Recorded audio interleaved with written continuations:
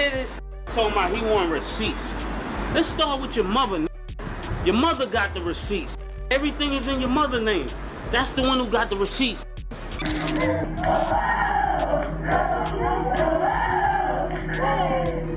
This shit is like an African chant. Ain't no more tune. What the f Puffy doing? I'm gonna have a drink to forget about. If this place go up in flames right now, the only mother that will survive is that. He said he a shepherd for the devil. He said, I don't even feel comfortable being here now after that shit that I saw that happened with Father MC. Y'all be getting tattoos and have no idea what it is you're putting on your body, okay? Anyway, look who Diddy has on his back.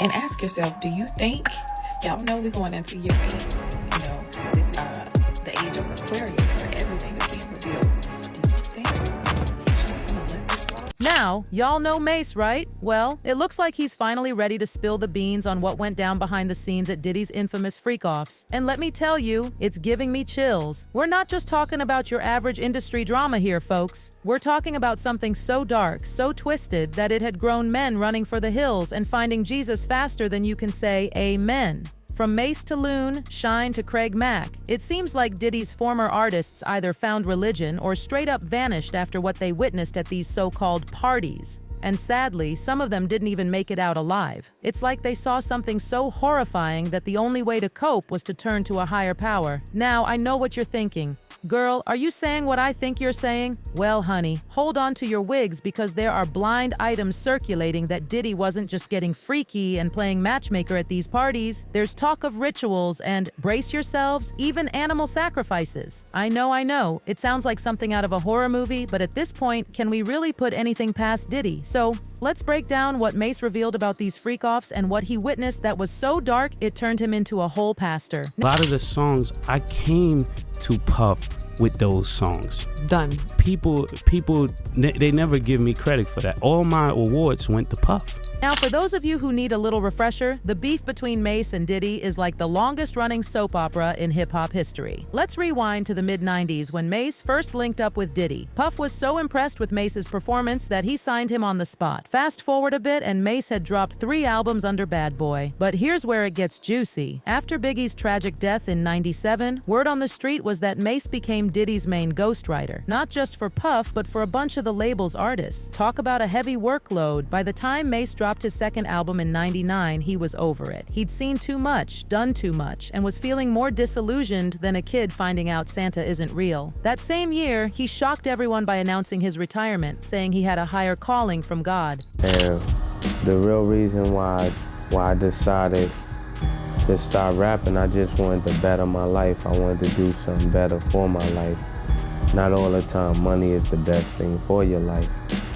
Like, I look at a lot of people that's rich, and I've seen a lot of women that's rich, and I'm yet to really see a happy, rich person, like deep down in their heart, really happy.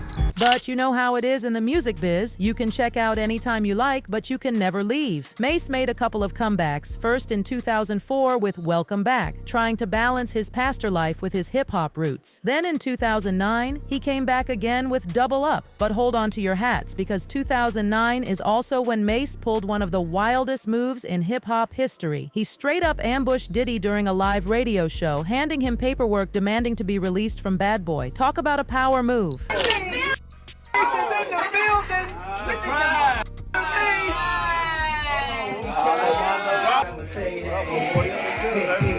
get it.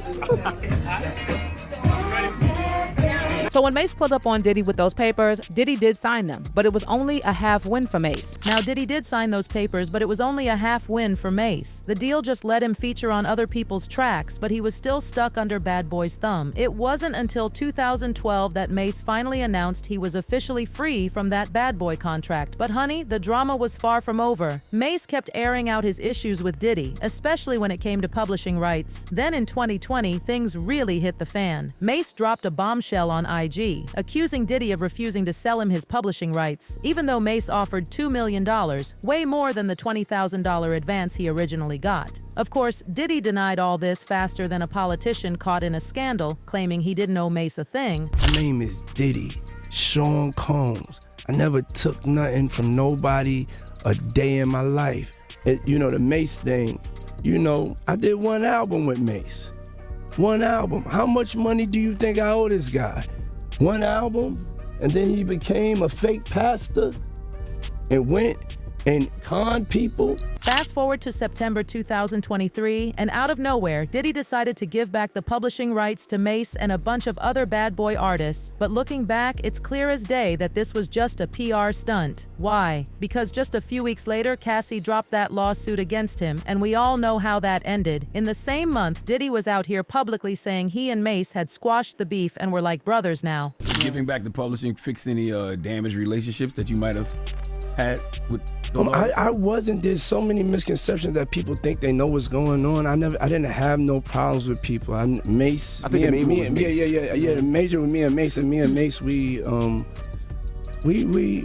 brothers. And Mase, I got unconditional love for Mase. So me and Mase, I don't know if me and Mase stop arguing now or something like that. But I'ma still love Mase. Yeah. I give him thanks for like really helping to really launch my career as an artist, and you know, was there with me from the beginning and stuff like that. But when you're like in a group with somebody, you know what I'm saying, you're tied together for life, you'll have your brotherly ups and downs. But I always love Mase, always give thanks to Mase, and yeah, me and Mase, we also got, you know, spoke and was just like, you know, had a real conversation. Because I think even though if I didn't agree with Mase, he was a catalyst for me to look from within, you know what I'm saying? But let's keep it real. There's no way Mase is ever going to see Diddy as his brother. And honestly, who can blame him? It's hard to be cool with someone who basically robbed you of your legacy for years. Mase has said it himself. If people really knew how much he contributed to Bad Boy's golden era, they'd see him way differently. At one time, I told Puff, if you want me to go with you anywhere, I need you to go up to the station and I need you to apologize for some of the things you said, because when you put a perception out there about me, that perception don't go away. So then I'm standing by you dancing. I'm saying when Biggie passed away, right, and the company is in ambiguity and everybody is lost and in shambles, it was my pen that made Bad Boy rise to the occasion. It was my style, to the point you think I was following Puff, and that was my style. I'm being number 2 on my own intelligence. That's a team play. I feel like that line really bothered you. What? You number 2 in your own videos. No, not really. Because I don't know. I wore number 2 and 22. Okay. And when I wore it 2, to me it means second to nobody. Okay, I get it. Yeah. So what would you want if you could like what do you want your legacy to be? What do you? That's why I'm rapping after the song, because I want my legacy to be cleared up. Because I think if you just go on bars alone in songs, like if you say how many rappers you know was songwriter of the year, hands down, how many you know? You couldn't name on 2 hands. So how do you discredit all that because you give all the credit to this person and then the jokes from this person? And like I told another guy from another station, I won't say it on your station because I know, but I said, you know, a lot of the ways you look at me was because of how somebody else told you about me. Now, this whole conflict over publishing rights is just one part of this messy story. We also need to talk about those long-standing rumors that Diddy tried to force all his artists into freak-offs. What these artists witnessed at Diddy's parties was apparently so sick and twisted that it made them run for their lives and find escape in religion. One of the first ones to sound the alarm about this was actually 50 Cent. A few years back, 50 posted a bunch of photos of former Bad Boy artists and talked about how they all either found God or met untimely ends after dancing with the devil. 50 shared photos of G-Dep, Biggie, Craig Mack, Shyne, Loon, and Mase, pointing out how their lives took dramatic turns after leaving Bad Boy. G-Dep confessed to a 16-year-old murder and is now serving 15 to life. Biggie, well, we all know that tragic story. Craig Mack joined a controversial cult before his mysterious death in 2018. Shyne converted to Judaism after getting out of prison. Loon left Bad Boy and converted to Islam in 2008. And Mase, as we know, became a pastor. That's it. I don't think you know what you mean when you're saying that, man. You know what I'm saying? You know what type of dude I am. You know what kind of muscle I got. You know what I'm saying? Right now, you need to be in the studio. So I said, all right, meet me up there at 7 o'clock. And I went and got one of my man, I'm not gonna mention his name either. He came with me up there, okay? And they saw him and they fell back because they was gonna do something to me. But they didn't. So we talked about it, came to definite, look, no cash, no record. I'm not gonna be sitting here going in the studio all night, every night, busting, and I ain't seeing nothing from it. And you're making me feel like even if you did have the rest of that cash, us taking it to the next level is gonna be a problem because it's gonna be money problems. I can see it already. So I caught a couple of threats, a couple of, passers-by in the street and everything else. I caught a couple of threats. And I was sitting there, going to pick up my sister from work. And I'm in her car, I'm driving her car to go pick her up from work. And I just was sitting in the chair and I was like, God, I'm so tired of everything that's going on. I was in my sister, I called my sister because we've known each other for so long, you know what I'm saying? It's like brother and sister, But I was in my sister's car and I had in my lap. And I'm sitting there and I'm talking to God, I'm like, Lord, I don't want to do this. But if it comes to getting ugly where somebody's gonna be trying to me, I'm gonna have to do something first or do something to prevent that from happening. You know what I'm saying? And I was like, I'm frustrated. I really need your advice and your love right now. And I started flipping around the radio station, 660 AM or FM, one of them stations where the Supreme team used to be on. Early in the morning, and the dudes from Upper Hempstead would have that joints blasting. So I was looking for that. And when I turned the station, all this gospel music came on. And it was this song I've never heard before in my life ever, but I knew that it was God talking to me. You know what I'm saying? Because of the way it made me feel emotionally, I broke down, started crying all over the place in the car. And I'm sorry. I was thinking about trying to do this to somebody because it was really in my heart. You know what I'm saying? I was gonna do it. But I knew in my conscience also that that's not the right thing you're supposed to be doing. Now let's talk about Craig Mack for a second. At first, it was thought that Craig passed from heart failure, but his family recently revealed he actually died from AIDS complications. But what really got people talking was when it came out that Craig once admitted he thought about taking Diddy out because Diddy wouldn't pay him the money he owed. That had fans wondering if Diddy had something to do with silencing Craig for good. As for Shyne, he recently finally admitted that Diddy set him up in that infamous 1999 nightclub shooting. An 18-year-old kid, just wanting to do nothing other than make my mother proud and make Belize proud and do what all of us want to do, be recognized for our talent and take over the world. I was defending him and he turned around and called witnesses to testify against me, and he contributed, he pretty much sent me to prison. So that is the context by which you must always describe that relationship. Yes, I forgave, I moved on, but let us not pretend as if I was in Miami for Thanksgiving and Christmas and that. Spent a birthday with him once. I saw a birthday cake. I went again to do a charity event for impoverished youth in London. So let us not lose sight of what the cold hard facts are.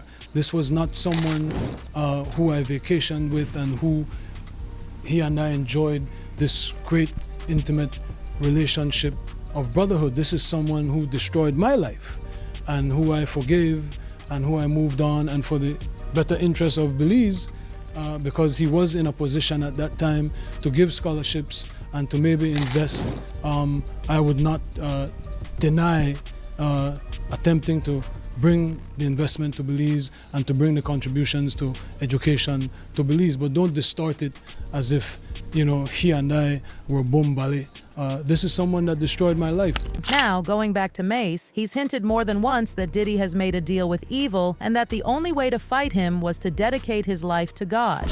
If the devil can use him aggressively, then I want you to know God can use me aggressively. stirring up so much confusion is because for years, these guys have organized a mass organized effort to slander my name. Bring it before the elders. I reached out to his bishop. His bishop declined to mediate the situation.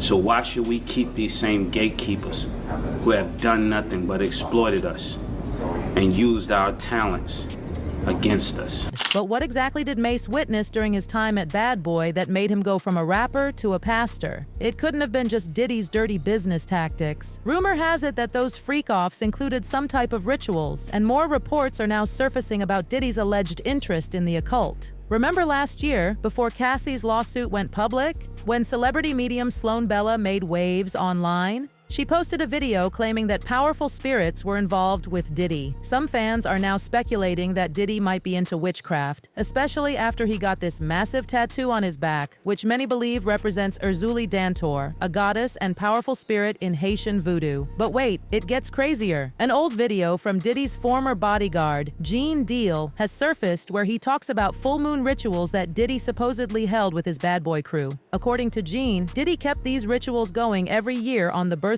of Kim Porter and Biggie Smalls. He claims that some seriously disturbing things went down during these events, including idol worship. Kim Porter's birthday was on the same day. And people was thinking that because of Puff gave his birthday party on her birthday. But it was bigger than that, and people don't understand that. And I think that he had almost told off on himself when he spoke about the winter solstice. And that's when the pagans and people who believe in the cult was looking for that moon on 12/12 at 12 a.m. And they were doing spiritual rituals at that time. That's when that was going to be the last day of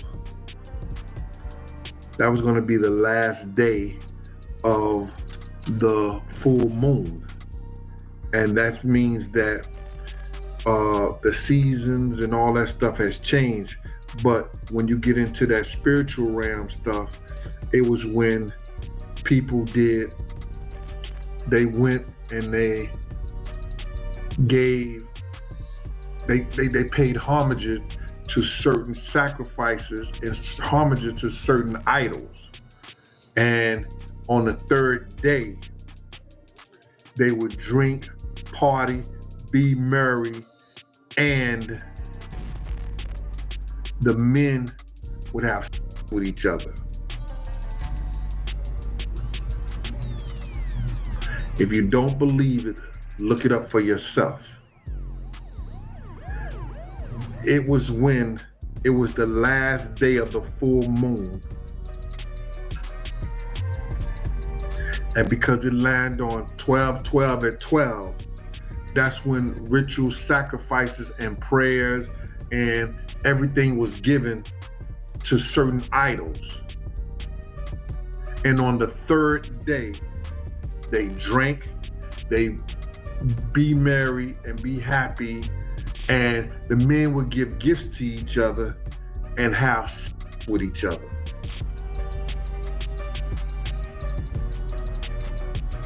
So it was bigger than that. And he gave his day on my man's birthday. 3 days after the full moon, 3 days after the last moon, on 12/12, 12 a.m. And if you think that was wild, there's also a resurfaced blind item suggesting that Diddy may have been involved in actual animal sacrifices. This blind item was originally posted back in September 2020 by Crazy Days and Nights, and it's Well, it's a lot to take in. After hearing all this, it's really not surprising at all that Mase and the other artists who dealt with Diddy turned to God in different religions. As for Mase's reaction to Diddy's arrest and what will most likely be a long prison sentence, he recently did an episode of It Is What It Is wearing an orange tie. When grilled about it, Mase joked that the color doesn't represent anything in particular, but of course he was making a clear reference to Diddy's future in a prison cell. Wonderful, wonderful, wonderful. And the orange isn't representing anything today. Not today, not today. I'm chilling today. Chilling today. Okay. It's just your tie supposed to say something. Yeah. It's saying something? It could be. All It right. just might be. It's a statement. That's why I asked. All right. All right. But no statement to be made. No statements to be made. That heard you. Okay, today. It might be code orange. It might be code orange. There's a lot going on these days. Code orange. Code orange. Noted. The more you know, guys, the more you know. Fans are saying that Mase is finally being vindicated because people used to mock and ridicule him for leaving Bad Boy and going against Diddy. One fan said, "They tried so hard to make a joke out of Mase and call him stupid for walking away and lame and all that, but I have mad respect for anybody who values their soul over money." Another person added, "He refused to pay you because you didn't accept the gay rituals. You have my respect." Now, I don't know about y'all, but my head is spinning faster than a DJ's turntables. We've got secret rituals, alleged animal sacrifices, artists finding religion left and right, and now the feds are involved. This is like a real-life horror movie, and Diddy's the star. But here's the million-dollar question, besties. What do you think about all these rumors that Diddy was doing some ritualistic stuff at those freak-offs? And why do you think Mase and all these other bad boy artists turned to God and found religion after working with him? One thing's for sure, this story's got more layers than an onion, and I have a feeling we've only scratched the surface. Until then, keep your eyes peeled and your minds open. In this crazy world of celebrity gossip, anything can happen. And don't forget to drop your thoughts in the comments below. I'm dying to hear what you all think about this wild ride. Stay fabulous, stay curious, and remember, in the world of Hollywood, the truth is often stranger than fiction. Bye!